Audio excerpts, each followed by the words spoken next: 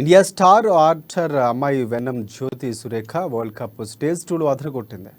ఇక ఒజాసు దేవులతో కలిసి బరిలోకి దిగిన జ్యోతి కాంపౌండ్ మిక్స్డ్ టీంలో గోల్డ్ మెడల్ సాధించింది. శనివారం జరిగిన ఫైనల్లో జ్యోతి ఒజాస్ 156-155తో టాప్ సీడ్ కొరియా జోడీ కిమ్ జొంగ్ హుమ్యూన్తో ఓడించారు. ఇక గత నెలలో అంటాలియాలో జరిగిన వరల్డ్ కప్ స్టేజ్ 1లోనూ గోల్డ్ మెడల్ టీమిండియా సాధించింది. 117-117తో ఆఖరి రౌండ్ను మొదలుపెట్టిన జ్యోతి పర్ఫెక్ట్ 10 సాధించడంలో గోల్డ్ మెడల్ సొంతమైంది.